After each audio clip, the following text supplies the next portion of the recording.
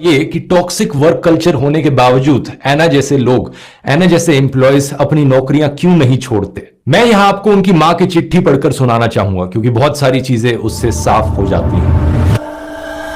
From Anita Augustine, late Anna Sebastian Perayil की मां, to Rajiv Memani, EY India chairman. प्रिय राजीव, मैं ये पत्र एक दुखी मां के रूप में लिख रही हूं, एक दुखी मां जिसने अपनी प्यारी बच्ची एना सेबेस्टियन को खो दिया है।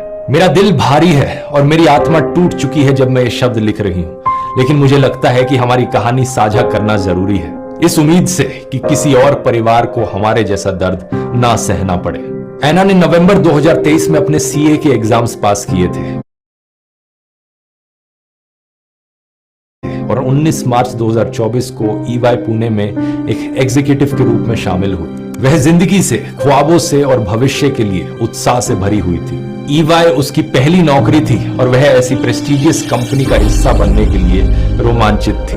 लेकिन 4 महीने बाद 20 जुलाई 2024 को मेरी दुनिया बिखर गई जब मुझे यह दिल दहला देने वाली खबर मिली कि एना का देहांत हो गया। 26-year-old chartered accountant who worked at Ernst & Young died in July, just 4 months after she joined the company. वो केवल 26 वर्ष की थी।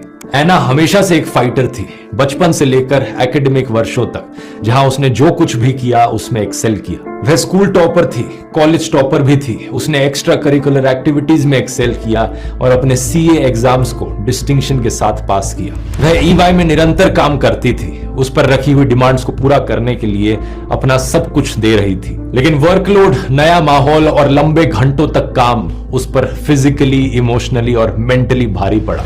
उसे ज्वाइनिंग के ठीक बाद ही एंजाइटी और स्ट्रेस होने लगा, नींद आनी बंद हो गई, लेकिन वह खुद को पुश करती रही, यह मानते हुए कि मेहनत और लगन ही सक्सेस का जरिया है। 6 जुलाई शनिवार को मेरे पति और मैं एना के CA कॉन्वोकेशन में शामिल होने के लिए पुणे पहुंचे। चूंकि वो पिछले सप्ताह देर रात सुबह के 1 बजे अपने PG पहुंचने पर सीने में जगड़न की शिकायत कर रही थी, हम उसे पुणे के हॉस्पिटल में ले आए। उसकी ECG नॉर्मल थी और कार्डियोलॉजिस्ट ने हमें आश्वस्त किया, ये बताते हुए कि उसे पर्याप्त नींद नहीं मिल रही थी और वे देर से खाना खा रही थी। उन्होंने एंटी एसिड्स लिखे जिससे हमें यह विश्वास हुआ कि यह कुछ भी गंभीर नहीं था। हालांकि हम इतना दूर कोची से आए थे, फिर भी उसने डॉक्टर को दिखाने के बाद काम पर जाने के लिए इंसिस्ट किया, यह कहते हुए कि बहुत सारा काम बचा हुआ था और उसे छुट्टी नहीं मिलेगी। उस रात वह फिर से अपने PG में देर से लौटी। 7 जुलाई रविवार को कॉन्वोकेशन के दिन उसने सुबह हमें ज्वाइन किया, लेकिन उस दिन भी वह दोपहर तक घर से काम कर रही थी और हम कॉन्वोकेशन वेन्यू पर देर से पहुंचे। ये मेरी बेटी का सबसे बड़ा सपना था कि वो अपने माता पिता को अपनी कॉन्वोकेशन में ले जाए अपने खुद के मेहनत के कमाए हुए पैसों से। उसने हमारी फ्लाइट टिकट्स बुक की थी और वह हमें लेकर गए। ये बताते हुए मेरा दिल टूट जाता है कि उन 2 दिनों के दौरान भी जो हमारी बच्ची के साथ बिताए हुए हमारे आखिरी दिन होने वाले थे, वह काम के प्रेशर की वजह से उन दिनों को भी एंजॉय नहीं कर सके। जब एना ने स्पेसिफिक टीम में ज्वाइन किया तो उसे बताया गया कि कई एम्प्लॉयज बहुत ज्यादा वर्कलोड के कारण रिजाइन कर चुके थे और टीम मैनेजर ने उसे कहा, एना तुम्हें यहाँ रहना है और हमारी टीम के बारे में सबकी राय बदलनी है। मेरी बच्ची ने रियलाइज नहीं किया कि उसकी कीमत उसे अपनी जान से चुकानी पड़ेगी। उसके मैनेजर्स अक्सर क्रिकेट मैचेस के दौरान मीटिंग्स को रीशेड्यूल करते थे और दिन के अंत में उसे काम सौंपते थे। एक ऑफिस पार्टी में एक सीनियर लीडर ने यह तक मजाक में कह दिया कि उसे अपने मैनेजर के अंडर काम करने में बहुत मुश्किल होने वाली है, जो दुर्भाग्य से एक ऐसी हकीकत बन गई जिससे वह बच नहीं पाई। एना ने हमें इस ओवरवेलमिंग वर्कलोड के बारे में साझा किया, खासकर वर्बली दिए गए एडिशनल टास्क्स जो ऑफिशियल काम से अलग थे। मैं उससे कहती थी कि ऐसे काम ना ले, लेकिन मैनेजर्स को कोई फर्क नहीं पड़ता था। वह रात को देर तक काम करती थी, यहां तक कि वीकेंड्स पर भी। चैन की सांस लेने का मौका भी उसके पास नहीं होता था। उसके असिस्टेंट मैनेजर ने एक बार रात में फोन किया और अगली सुबह तक एक टास्क पूरा करने को कहा। इसकी वजह से उसे आराम करने या रिकवर करने का भी समय नहीं मिला। जब उसने अपनी चिंता कंपनी को जताई तो उसकी बातों को खारिज करते हुए जवाब मिला, तुम रात में काम कर सकती हो, यही तो हम सब करते हैं।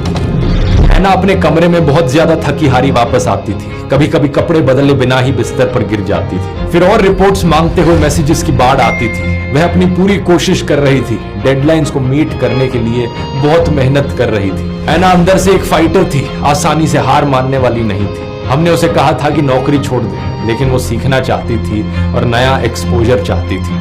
एना कभी भी मैनेजर्स पर इल्जाम नहीं लगाती, वह बहुत दयालु थी। लेकिन मैं चुप नहीं रह सकती। न्यू कमर्स पर ऐसे कमर तोड़ काम का बोझ डाल देना, उनसे दिन रात काम कराना, यहाँ तक कि संडे को भी काम कराना, ये किसी भी हालत में सही नहीं है। वह अभी तो अपने होम टाउन और अपने प्रियजनों को छोड़कर आई थी। सब कुछ उसके लिए नया था, ऑर्गेनाइजेशन, जगह, भाषा, और वो एडजस्ट करने की बहुत कोशिश कर रही थी। लेकिन इसकी बजाय मैनेजमेंट ने इस बात का पूरा फायदा उठाया कि वो नई थी काम पर, और उसे आज मैं आपके लिए प्रोडक्ट्स लेकर आई हूँ ग्लो रोड से। ब्रोकेड का कुर्ता सेट, तो ये देखिए ब्रोकेड मटेरियल में इसका असाइंड और अनअसाइंड वर्क दोनों के काम में डुबा दिया। यह एक सिस्टेमिक इशू है जो इंडिविजुअल मैनेजर्स या टीम्स के परे है।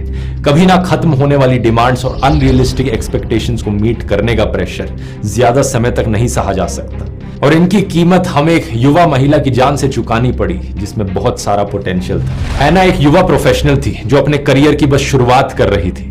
उसकी पोजीशन में कई और लोगों की तरह उसे एक्सपीरियंस नहीं था, और ना ही बाउंड्रीज ड्रॉ करने या अनरीजनेबल डिमांड्स के खिलाफ पुश बैक करने का कोई साधन था। उसे ना कहना नहीं आता था। वह एक नए एनवायरनमेंट में खुद को साबित करने की कोशिश कर रही थी, और ऐसा करते हुए उसने खुद को अपनी लिमिट से ज्यादा पुश किया, और अब वो हमारे बीच नहीं है। काश कि मैं उसे प्रोटेक्ट कर पाती, उसे बता पाती कि उसकी हेल्थ और वेलबींग किसी भी चीज से ज्यादा मैटर करती हैं। लेकिन मेरी ऐना के लिए अब बहुत देर हो चुकी है। राजीव, अब मैं आपको लिख रही हूं क्योंकि मुझे लगता है ईवाई पर अपने एम्प्लॉयज की वेलबींग सुनिश्चित करने की गहरी जिम्मेदारी है। ऐना का अनुभव एक वर्क कल्चर पर रोशनी डालता है जो ओवरवर्क को ग्लोरीफाई करता है, जबकि उन काम के पीछे इंसानों को निग्लेक्ट किया जाता है। ये सिर्फ मेरी बेटी के बारे में नहीं है, ये हर एक युवा प्रोफेशनल के बारे में है जो उम्मीदों और ख्वाबों से भरा हुआ ईवाई को ज्वाइन करता है, लेकिन अनरियलिस्टिक एक्सपेक्टेशंस के वजन के नीचे चकनाचूर हो जाता है। मैंने ईवाई के ह्यूमन राइट स्टेटमेंट को पढ़ा जिसमें आपके सिग्नेचर हैं। मैं उस स्टेटमेंट में एक्सप्रेस किए गए वैल्यूज का मेरी बेटी द्वारा फेस की गई रियलिटी से मिलान नहीं कर पा रही हूं। ईवाई जिन वैल्यूज का दावा करती है, सचमुच उनके अनुसार जीना कैसे शुरू कर सकती है?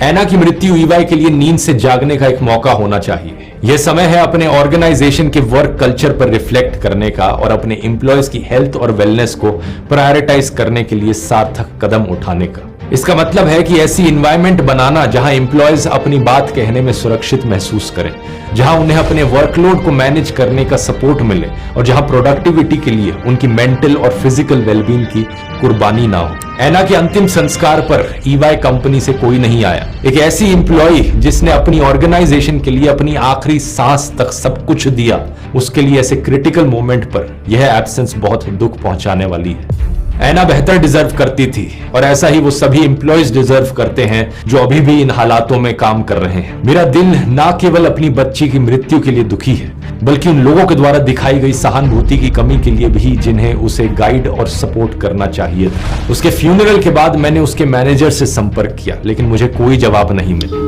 कोई कंपनी जो वैल्यूज और ह्यूमन राइट्स की बात करती है, अपने एक एम्प्लॉय के अंतिम पलों में उसके लिए आने से कैसे चूक सकती है? चार्टेड अकाउंटेंट बनने के लिए सालों की मेहनत, कठिनाइयां और सैक्रिफाइस की जरूरत होती है, ना केवल स्टूडेंट के लिए बल्कि पेरेंट्स के लिए भी। मेरी बेटी की सालों की मेहनत को ईवाई ने महज 4 महीनों में खत्म कर दिया। मुझे उम्मीद है कि इस लेटर को आप उसी गंभीरता के साथ लें जो ये डिजर्व करता है। मैं नहीं जानती कि क्या कोई माँ के इमोशंस को सही से समझ सकता है जब वह अपनी बेटी को विदा करती है। वह बेटी जिसे उसने अपने बाहों में थामा, बड़ा होते देखा, खेलते देखा, रोते देखा, और जिसके साथ सपने शेयर किए, जब तक कि उन्होंने भी ऐसा दर्द नहीं झेला हो। मुझे उम्मीद है कि मेरी बच्ची का अनुभव सचमुच बदलाव लाएगा, ताकि किसी और परिवार को हमारे जैसा दुख और ट्रॉमा ना सहना पड़े। मेरी ऐना अब हमारे बीच नहीं है, लेकिन उसकी कहानी अभी भी कुछ बदलाव ला सकती है। सादर, अनीता ऑगस्टिन। ऐना की मां को मेरा सलाम कि अपनी बेटी के जाने के दुख में होते हुए भी उन्होंने दूसरों के लिए कंसर्न दिखाया, इस टॉक्सिक वर्क कल्चर को आईना दिखाया, हालातों को बदलने की उम्मीद दिखाई। अगर आप कहीं पर दोस्तों ऐसे टॉक्सिक वर्क कल्चर को झेल रहे हैं तो कमेंट्स में अपना एक्सपीरियंस शेयर कीजिए। मैं